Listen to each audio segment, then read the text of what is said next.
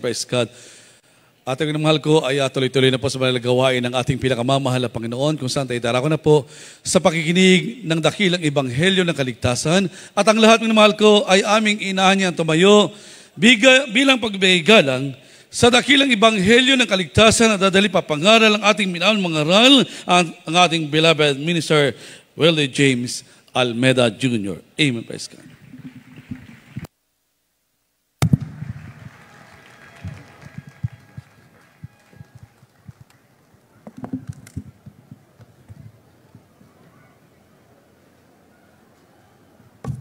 Praise the Lord, everyone.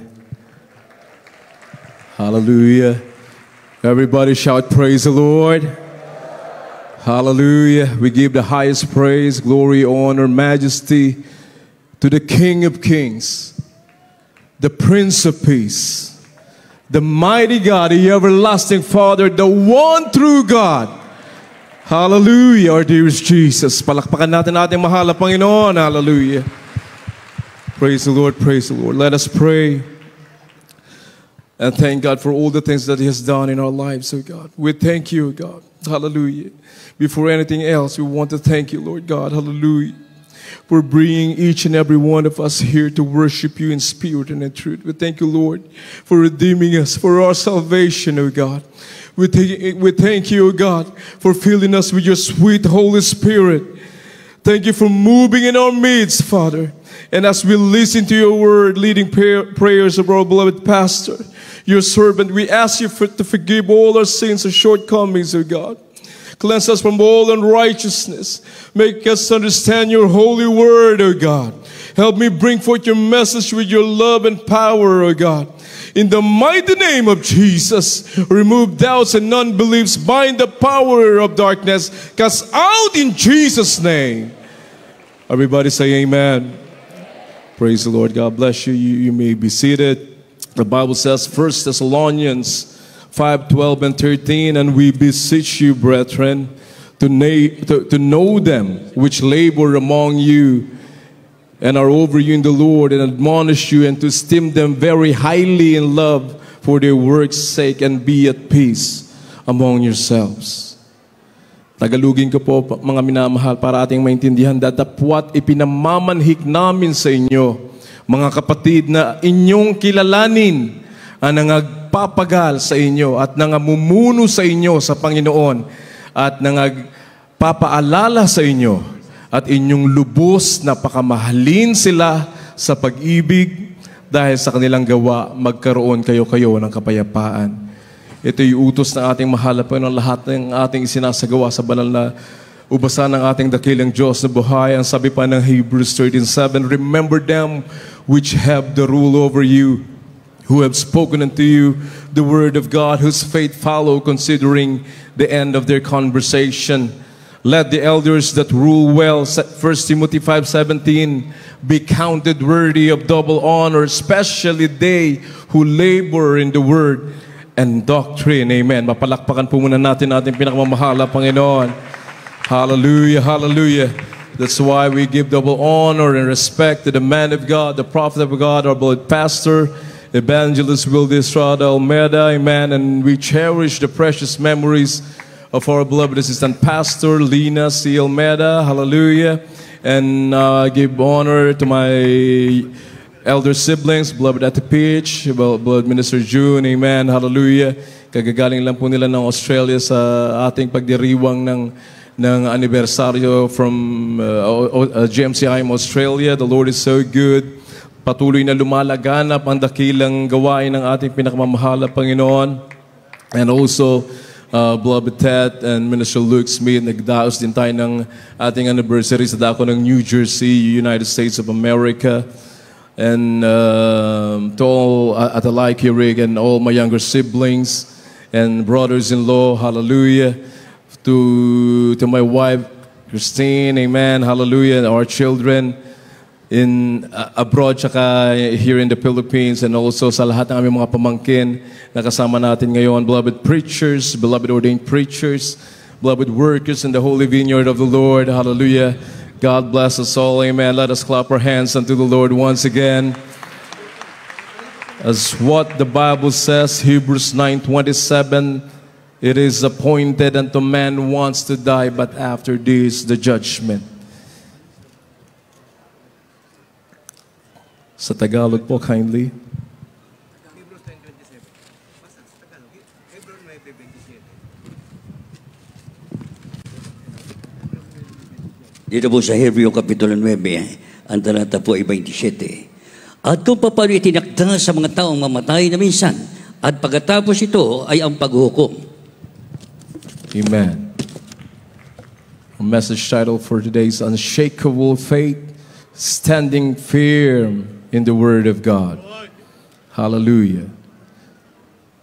Kaya nagpapatuloy ang gawain ng mahal na Panginoon sapagkat hindi kay sa lahat sa atin, mga minamahal, na ang kamatayan ay nariyan lang. The Bible says it is appointed. You cannot boast of thyself of tomorrow, for thou knowest not what a day may bring forth. That's what the Bible says. The Bible says it is God who created us. That's why we're here on earth. And if we are a believer, if we are a follower of Christ, then we are a children of God. The Bible says God is the one who carries us even unto old age, so long as we live in serving the Lord. Amen. We will always have a refuge, a hope, a confidence that can never be removed. Hindi sinabi ng Diyos, hindi rin naman sinabi ng mahal na Panginoon na guaranteed na tayo'y tatanda, mga minamahal. Na tayo'y aabot in a ripe old age. Ang sabi ng Diyos na tayo ay kanyang inaalalayan mula sa sinapupunan ng ating mga ina. Tayo'y lumaki, tumanda hanggang sa oras ito, hanggang sa ating kamatayan. Kung ika'y naglilingkod sa mahal na Panginoon, kasama mo ang ating pinakamamahal na Panginoon. Hallelujah. Maging hanggang sa kamatayan, naroon nakaalalay sa atin ang Diyos na buhay. Amen. Marami sa ating mga minamahal na mga kapatiran, katulad ng nagpatotoo kanina, mga minamahal, ang ating beloved brother na tinaningan na 3 buwan ng buhay niya. Ngayon nagsusumigaw, amen, nagpupuri sa Diyos, dinugtungan ang kanyang buhay. Maraming wala ng pag-asa noon, mga minamahal. Nakaatang na sa apoy ng impyerno sa kapahamakan, pero narito nagpapasalamat sa Diyos. Hallelujah.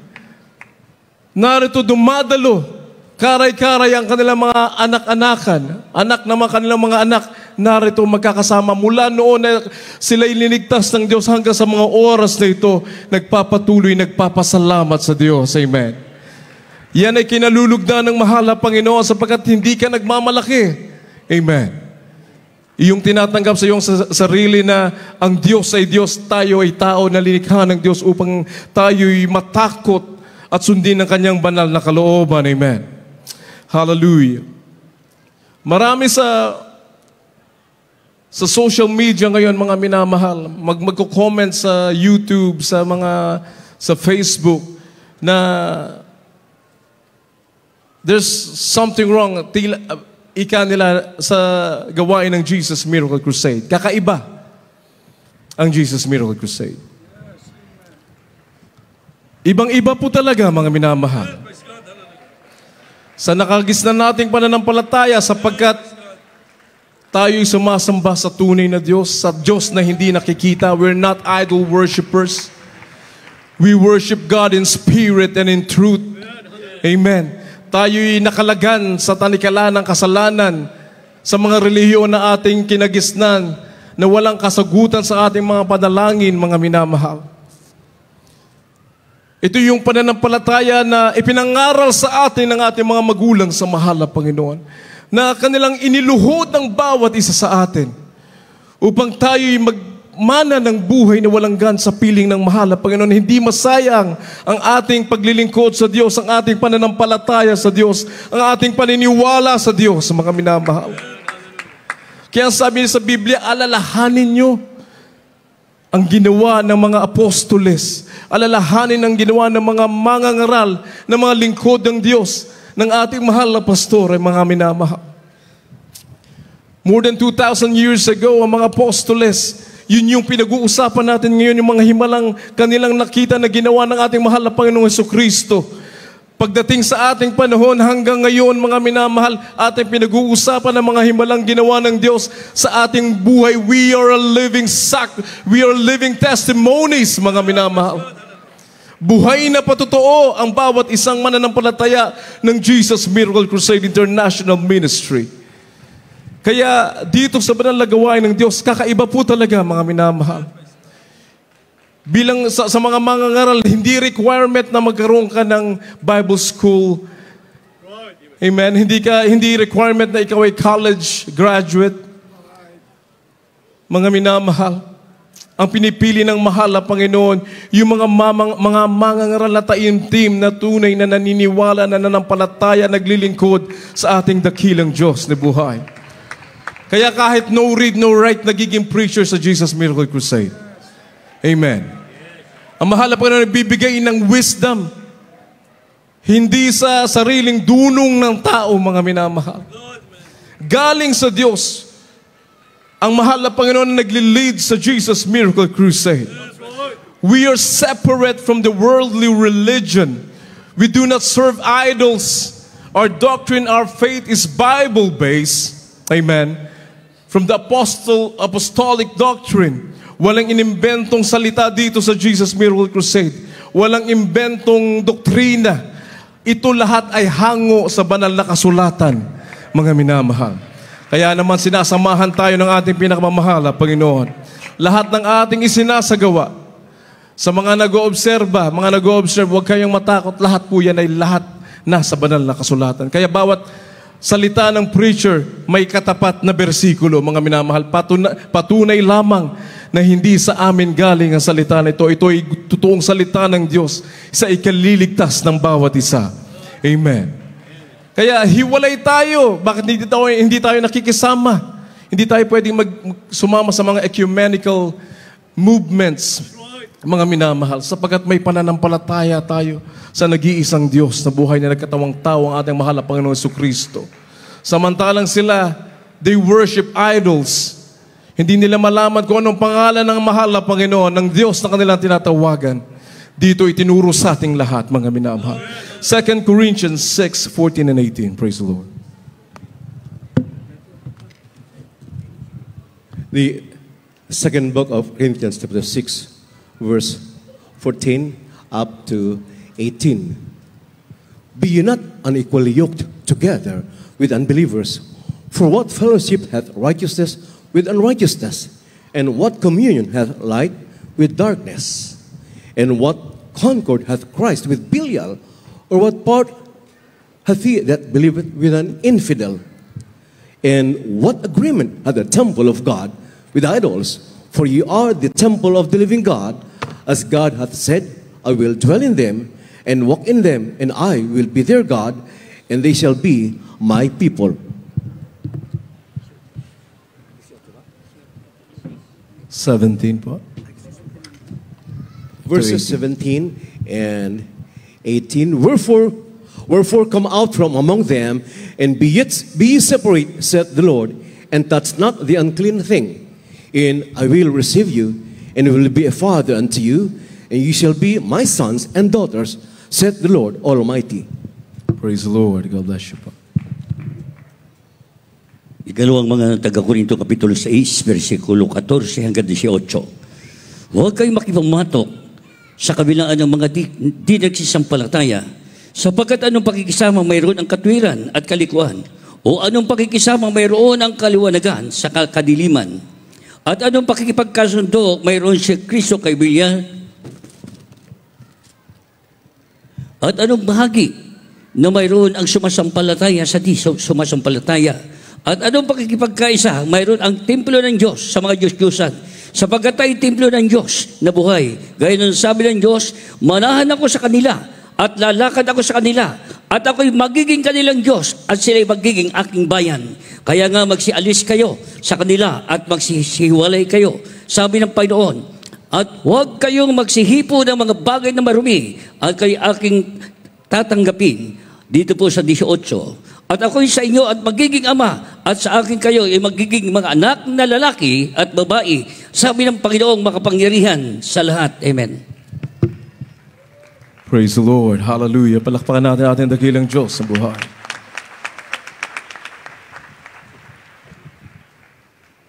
Tayo'y pinagpalang lubos, mga minamahal.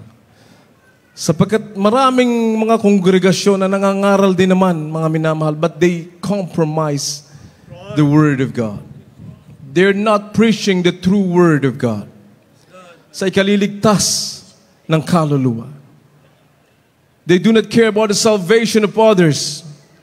They just want to compromise para hindi mawala ang miyembro, para hindi mabawasan ang miyembro. Dito, mga minamahal, sa ayaw at sa gusto natin, yun ang pinapangaral sa Jesus Miracle Crusade. Sapagkat totoo ang langit, amen? Totoo yung kaligtasan, totoo yung paglilingkod na ating sinasagawa, mga minamahal. Tayo mismo, naranasan natin ang kapangyarihan ng Diyos, ang pagkilos ng mahal na Panginoon, ang presensya ng ating Diyos na buhay.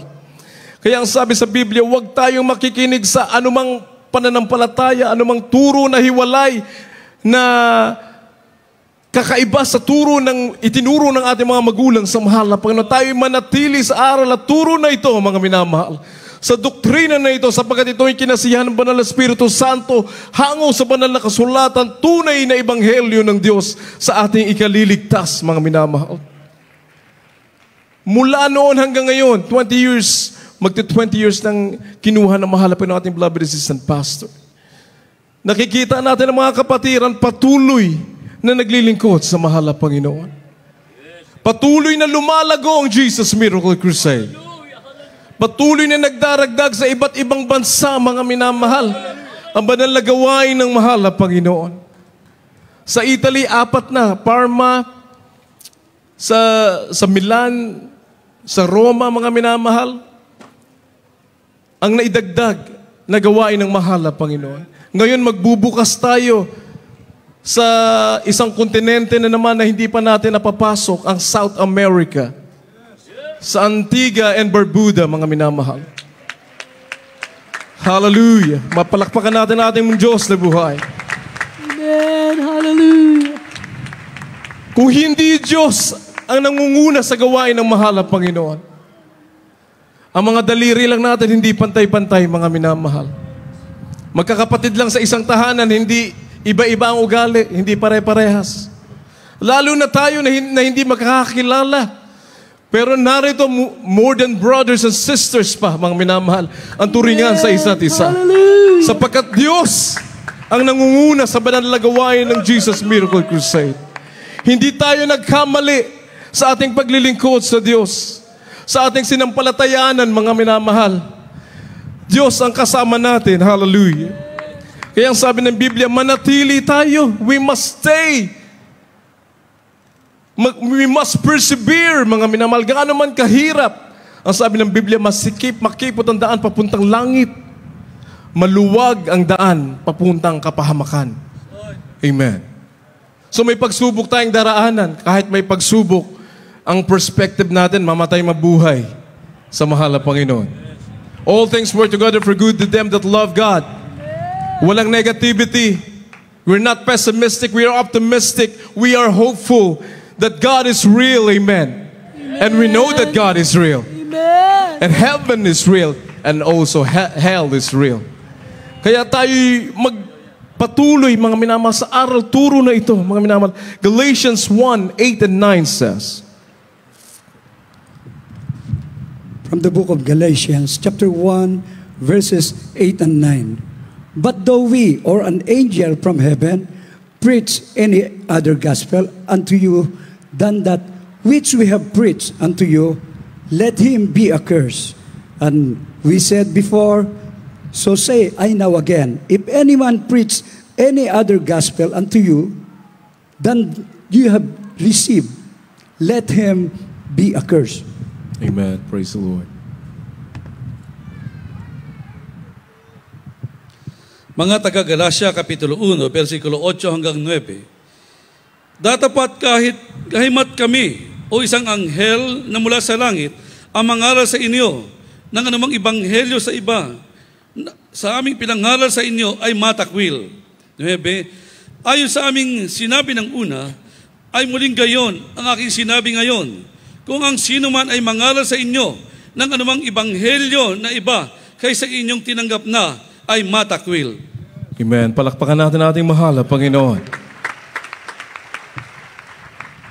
Biblia nagsasabi, mga minamahal, iwasan natin yung panunood sa mga social media na millions and millions of followers. Ikapapahamak natin yan, mga minamahal.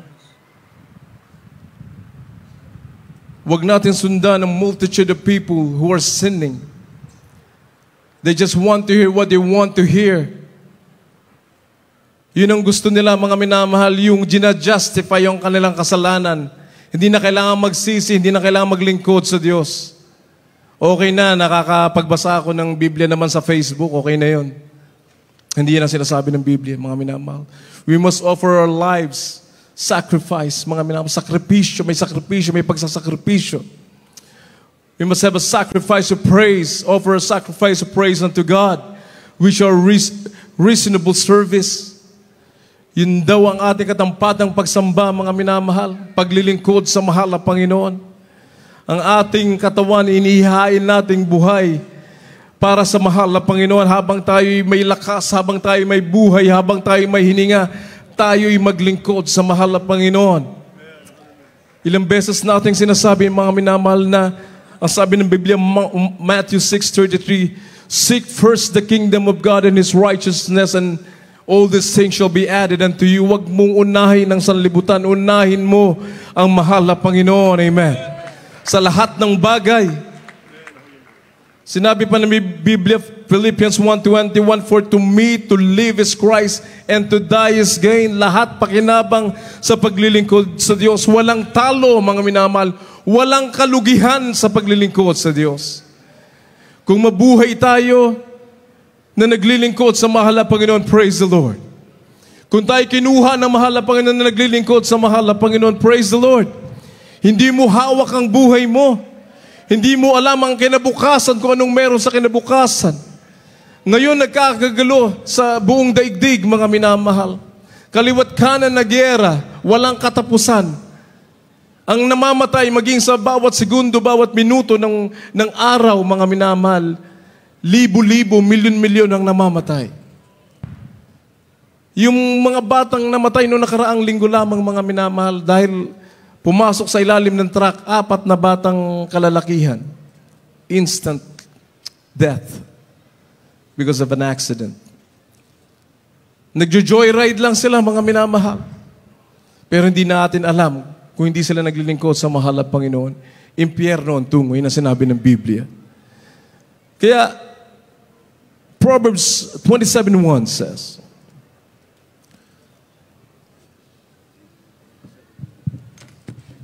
the book of Proverbs chapter 27, verse 1. Boast not thyself of tomorrow, for thou knowest not what a day may bring forth. praise the Lord. God bless you po. Kawikaan Kapitulo 27, versikulo 1. Huwag mong ipaghambog ang kinabukasan, sapagat hindi mo nalalaman kung ano ang ilalabas ng ibang araw. Praise the Lord. Hallelujah. Palakpakan natin ating mahal na Panginoon. Totoo naman po, mga minamahal, hindi mo alam. May plano ka kinabukasan, hindi matutuloy. May plano, may mga ticket na for 6 months before, hindi natutuloy. Kinuha na ng mahal na Panginoon. Yan ang buhay ng tao. We cannot boast anything before God. You cannot boast your wealth, even your health. All of our successes in life, no. Lahat ng ating inipon sa bangko, kung saan man, maging mga ari-arian, ating mga ipinundar, lahat yan iiwan natin, mga minamahal. Maging ang ating mga mahal sa buhay, iiwan din natin. Kaya sabi sa Biblia, ibigin mo ang Diyos ng higit sa lahat. Amen? Ibigin mo siya, wag mong ibigin ang pamilya mo, mauna ang pamilya mo, ibigin mo ang Diyos muna.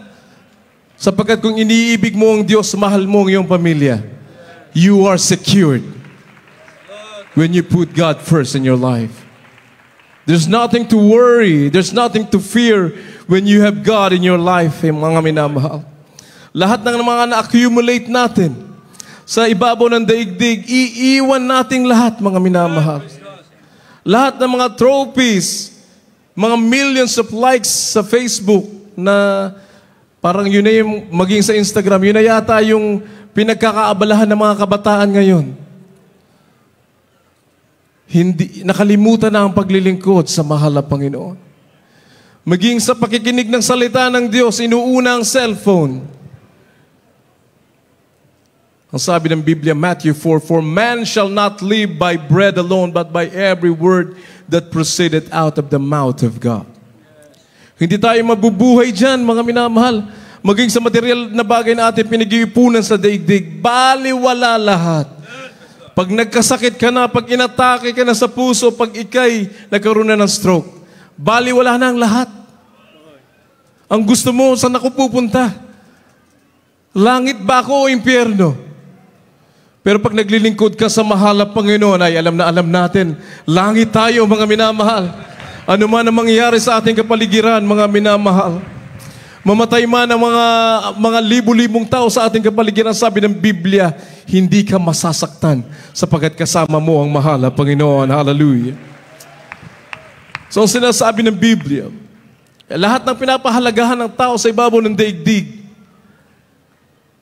ang kalayawan sa sanlibutan, busy sa kasalanan, walang pakialam sa kaligtasan, basta sarili lang niya masunod. Yan ang tao, mga minamahal. Mahina. Puro layaw ng laman, getting together with friends. Yan ang pinaghahandaan, hindi yung pagdalo sa banal na gawain ng Diyos. Ang sabi ng mahal na pastor, 3 times a week, pilitin natin na sumamba, maglingkod sa mahal na Panginoon, sapagkat kung hindi sa araw ng gawain ng pagbabalik ng mahal na Panginoon, marami ang maiimpyerno, hindi maliligtas, hindi makakasama sa rapture. Kaya pinapahalagahan natin ang ating fellowship. Sinabi rin naman ng Biblia, mga minamahal, we must have fellowship one with another, and the blood of Jesus Christ cleanseth us from all sin. So dito, sama-sama, humihingi ka ng tawad sa mahal na Panginoon, nagpupuri ka sa Diyos, nadarama mo ang Espiritu ng ating pinakamamahal na Panginoon. Dito tayo linilinis na mahal na Panginoon. So saan magbabalik ang mahal na Panginoon? Amen. Yung oras na tayo nagsasama-sama, na pinapapurihan natin ang ating pinakamamahal na Panginoon. Amen. Yan ang sinabi ng ating mahal na pastor. Kaya huwag mong pababayaan, lalo na ang linggo, mga minamahal. Ang Wednesdays and Fridays, lalo na ang pag-aating overnight prayer, mga minamahal. Ating pahalagahan ang ating paglilingkod sa Diyos. We cannot be saved by our own version of the doctrine. There's no other truth. Hindi mo pwedeng sabihin, ito yung katotohanan ko. No. Yan ang katotohanan mo, ito ang katotohanan ko. Wala. Isa lang ang katotohanan. Amen. Jesus is the way, the truth, and the life. Hindi tayo makakapasok sa kaharian ng Diyos sa sarili nating angking galing at pananaw sa buhay sa ibabaw ng daigdig. Bilang Kristiyano, ito, okay na ito. 2 beses akong dumalo, 1 beses, nakadalo na ako, okay na yun. Naintindihan na mahal na Panginoon. Pero kapatid, kulang na kulang yan. Amen. Hallelujah. Kaya huwag tayong magpaloko sa gawa ng kaaway. Tuso ang kaaway, mga minamahal. May kapangyarihan din siya. Kaya sabi ng Matthew 7:21, kindly po.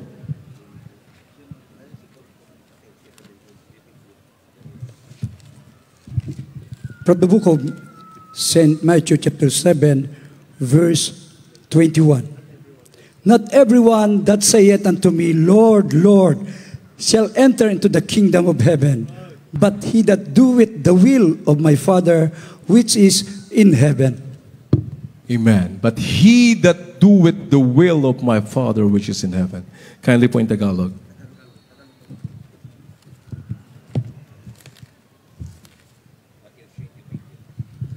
Mateo Kapitulo 7, versikulo 21. Hindi ang bawat nagsasabi sa akin, Panginoon, Panginoon, ay papasok sa karya ng langit, kundi ang gumaganap ng kalooban ng aking Ama na nasa langit. Amen. Hallelujah. Praise the Lord. Palakpakan natin ating mahal na Panginoon na buhay. Kaya sabi ng Matthew 1:22, James 1:22, but be ye doers of the word and not hearers only, deceiving your own selves. For if any man be a hearer of the word and not a doer, he is like unto a man beholding his natural face in the glass. Kailangan yung ating narinig na salita ng Diyos ating gawin, mga minamahal. For whosoever shall keep the whole law and yet offend in one point, he is guilty of all. Sayang lang ang ating paglilingkod. Mahal na Panginoon, nasunod ko na ang 9 na utos sa 10 utos mo. Isa na lang naman ang hindi ko nasusunod. Pwede na yon, langit na rin ako. Hindi po. James 2:10, kindly po. Pakiulit, praise the Lord. Dito po sa Santiago Kapitulo 2, versikulo 10. Sapagkat ang sino mang gumaganap ng buong kautusan at gayon may natitisod sa isa ay magiging makasalanan sa lahat. Praise the Lord. For he that said, do not commit adultery, said also, do not kill. Now if thou commit no adultery, yet if thou kill, thou art become a transgressor of the law. Hindi porque hindi mo ginawa yung isang kasalanan, ay wala ka ng kasalanan. May kasalanan ka pa rin sa harapan ng mahal na Panginoon. Kaya kailangan natin sundin ang lahat ng utos ng ating pinakamamahal na Panginoon. Ating alalahanin, Matthew 7:21, not everyone that calls the name of the Lord shall enter heaven. Even the devil believe in God. Nanginginig pa. Naniniwala siya na may Diyos, na may nag-iisang Diyos. Pero hindi niya sinasagawa ang kalooban ng mahal na Panginoon. Impyerno pa rin tayo, mga minamahal, pag di natin nasunod ang kalooban ng mahal na Panginoon. We need to be careful sa lahat ng ating naririnig. Kaya manatili tayo sa aral, turo na ipinangaral ng ating mga magulang sa mahal na Panginoon. Purong ebanghelyo ng kaligtasan, mga minamahal. Sapagkat yung mga nakikita natin sa mga social media, sabi ng Biblia, hindi nila nauunawaan ang totoong salita ng Diyos. Wala sila sa katotohanan, hindi sila sumasamba sa Diyos, hindi sila naglilingkod sa mahal na Panginoon, kaya hindi nila mauunawaan at marami ang kanilang aakayin papunta sa kapahamakan. Huwag tayo makinig dyan, mga minamahal. Dito manatili tayo, mga minamahal. 1 Corinthians 2:14 says, but the natural man receiveth not the things of the Spirit of God, for they are foolishness unto him. Neither can he know them because they are spiritually discerned. We need to be careful. Hallelujah. In Tagalog po. Unang Korinto Kapitulo 2, versikulo 14. Ngunit ang taong ayon sa laman ay hindi tumatanggap ng mga bagay na espiritu ng Diyos, sapagkat ang mga tao na kamangmangan sa Kanya at hindi niya nauunawa, sapagkat ang mga iyon ay sinisiyasat ayon sa Espiritu. Amen. Hallelujah. Hindi natin ipagkakatiwala ang ating kaluluwa, ang ating kaligtasan sa mga mangangaral na pagdating ng weekends, nandun sa inuman, nasa mga disco.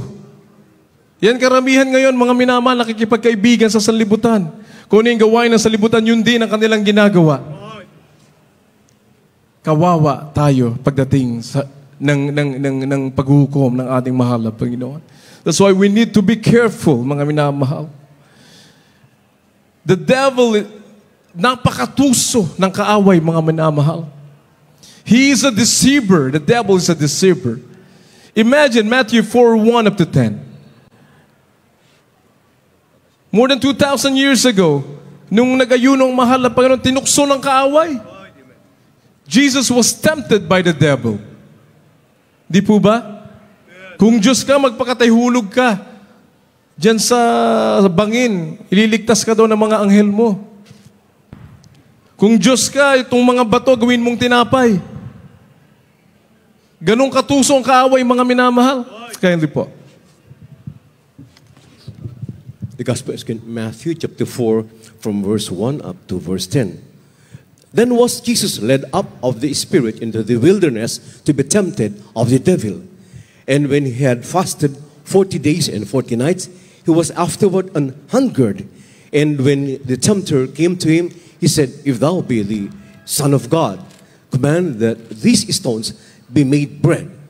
But he answered and said, It is written, Man shall not live by bread alone,